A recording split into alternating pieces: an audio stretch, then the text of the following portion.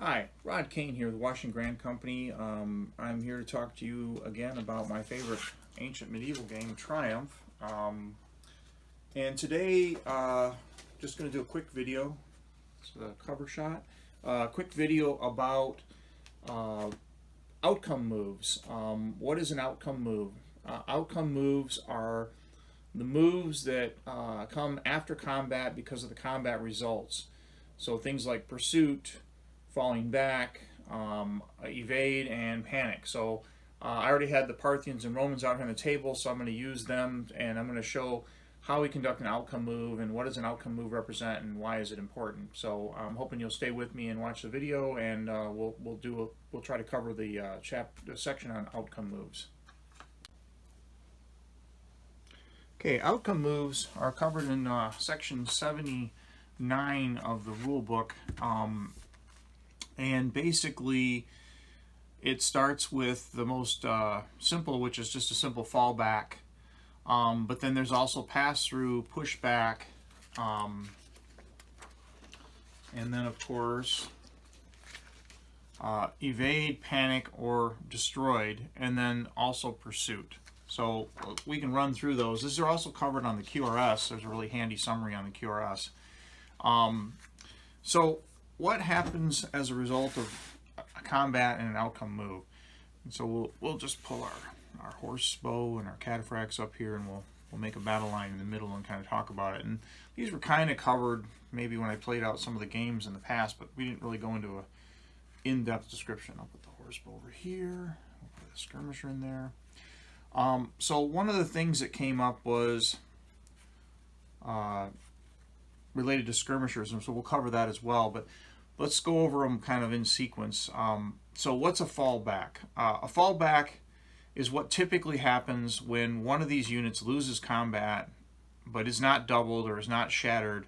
They simply lose combat. They're not destroyed, and they have a clear zone behind them. They conduct a fallback, and fallback is just one base step directly to the rear.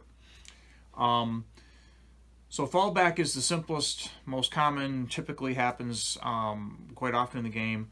They fall back, and this is the other reason why we talked about bases, why the base depth, the proportionality of the base depth is important, because a unit of cavalry on a much deeper base, if they lose the combat, they fall back their base depth, okay? And initially, that may or may not seem like a big deal, but it will also become apparent as we go through this why that's significant. They fall back their base depth. A couple reasons why that's important is they have to have room to fall back. So, for example, the cavalry needs more space physically to fall back. So when you fall back, if there's a unit we mentioned before, if there's a unit behind you and you can't fall back, this unit's destroyed. Well, the amount of space you need to leave for the unit to fall back is affected by that base depth. So when we talked about proportion of bases, we mentioned the bases are all the same width. That's critical to the game. The depth is important primarily because of things like fallback and then also pursuit, because here's another thing that happens. And I'm going to borrow a unit of knights for a second because it's not appropriate to have cataphracts pursue. And you notice, by the way, cataphracts, bigger, denser unit, takes even more space than cavalry or knights. Well, let's say we have a unit of knights, and the unit of knights is fighting something like cataphracts, which it doesn't shatter cataphracts. Cataphracts don't shatter knights. So if the unit of knights defeats this unit of cataphracts but does not double them, the cataphracts would fall back. Okay, and then the next very common move is pursuit. Well, the knights would pursue, but they only pursue their base depth. So you notice in this pursuit, these cataphracts would actually be disengaging from combat. So the cataphracts fall back farther than the knights. So this is significant in that it affects the next turn of the game. So that's the pursuit move. So fall back, unit falls back its base depth. Pursuit, units that pursue, elephants, knights, warband, warriors, and pikes that receive rear support, and anybody who doubles the enemy's score. Okay, so when you double the enemy score, you pursue. If you're elephants, knights, warband, or warriors, you'll pursue. So if you defeat... Now, this would also apply if the cataphracts have been destroyed. So if the cataphracts have been destroyed by the knights would still pursue.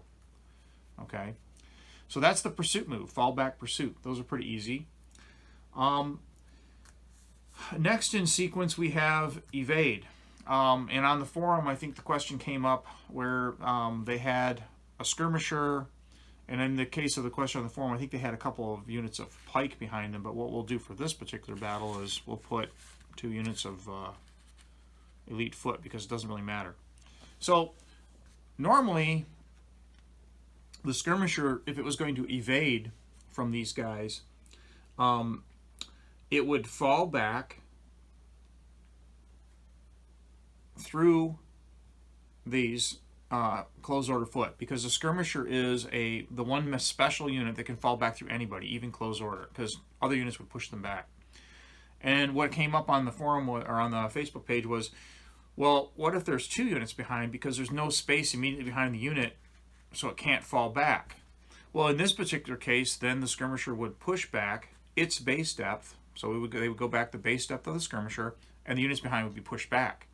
And there is a limit to that, because if you have more units behind, the unit could be destroyed. So when you get to the pushback of units, you'll see that it cannot pass through the stand mat, then the unit is pushed back. So that's how you go through the sequence. So you normally pass through, but it couldn't pass through because there's no space, so it's going to push back.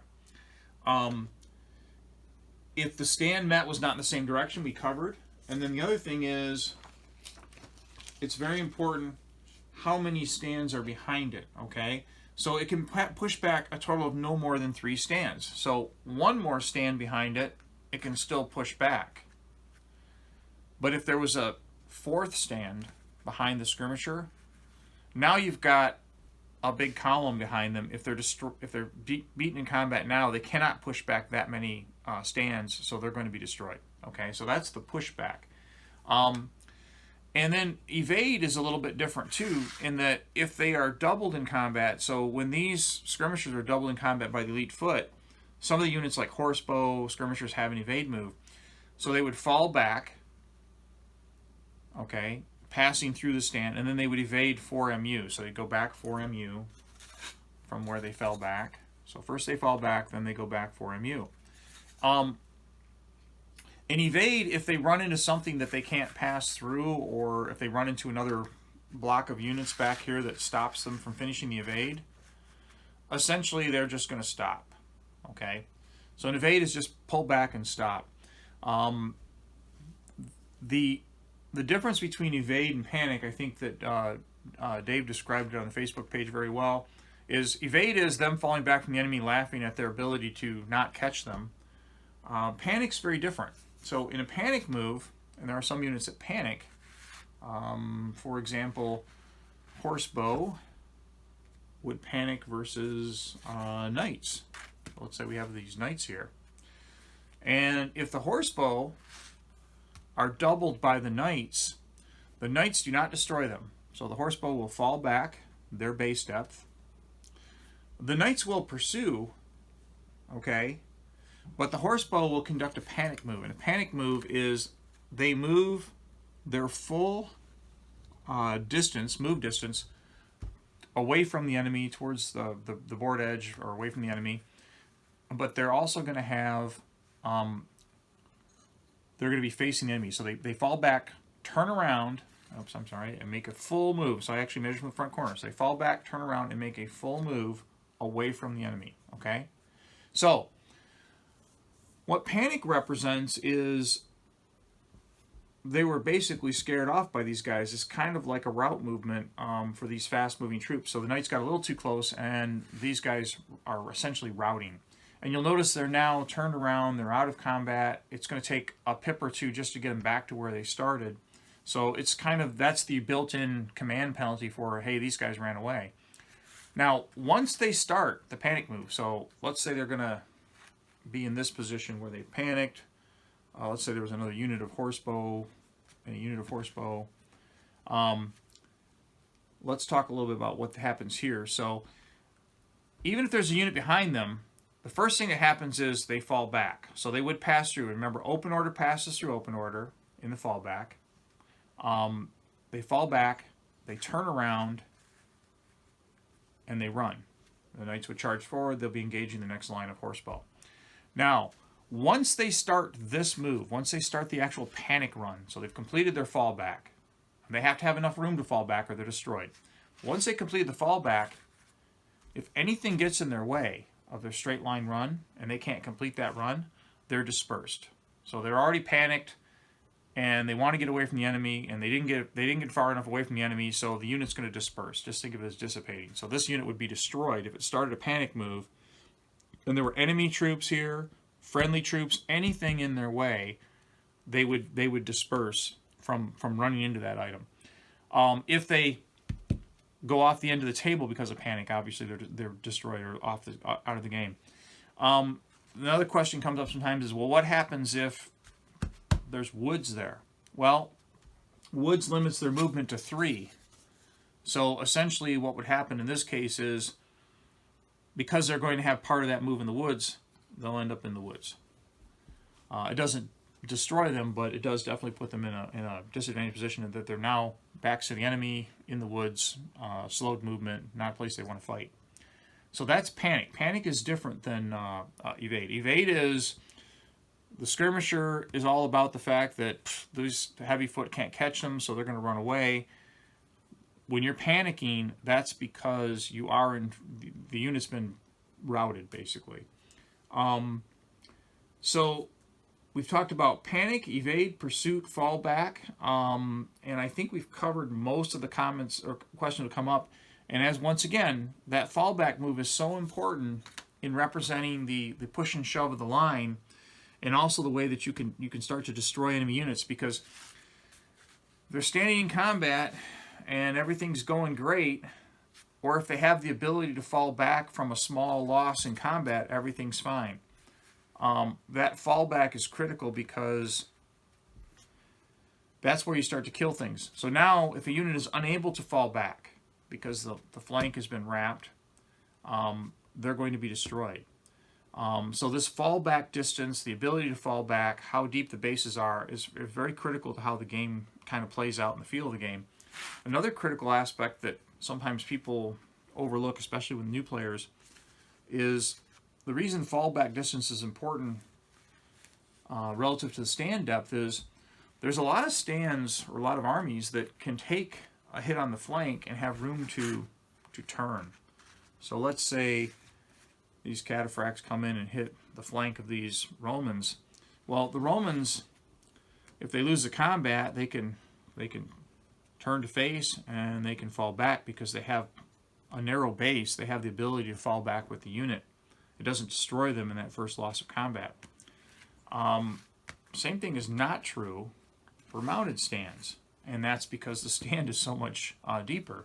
So in this case, if the horsebow were to lose, they would rotate, but they don't have enough room to fall back, so they're destroyed. So that's where that base depth comes in. As we've mentioned before, some people have differently based figures. You can play with the different base depths, but it does, if you don't have that proportion, that ratio I talked about in the bases, it does affect how the game plays. Now, there's ways to compensate for that by using sabot stands and putting these things on a base to adjust the base size so that you can play temporarily. But the reason that those 4 proportional base sizes are important is because it affects how these units interact in combat. So mounted, getting hit on the flank of a long line like this, they have problems because there's not enough room for their mounted cavalry unit to fall back. But if it's foot, a foot unit, the typical deepest foot unit like a light foot or heavy foot will have at least one fallback. Horde will not. So Horde would have an issue because they wouldn't like getting hit in the flank anyway. But most of the foot goes on the 20s or the 15 millimeter for 40 millimeter size. So they have at least one fallback. So that's where that base sizing comes into play. And that's how fallback, how pushing back another unit works. Another key thing is things like elephants. I don't have any elephants on the table, but Keep in mind that when elephants fall back, they destroy what's ever behind them. Anything that tries to fall back into an elephant or a war wagon is destroyed because they can't push them back. That's covered in that section of the rules. And if an elephant falls back into an elephant, they're both basically destroyed or the units evaporate. So those get to be some very interesting situations as well. So I hope that this did a little bit better explanation of the fallback, pursuit, and outcome moves. They're covered very well in the rules section.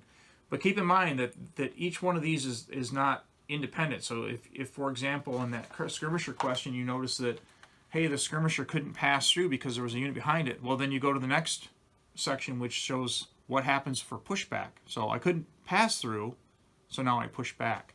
So that's a really important thing. Remember, too, that open order troops do pass through. So if it's open order and open order, they pass through.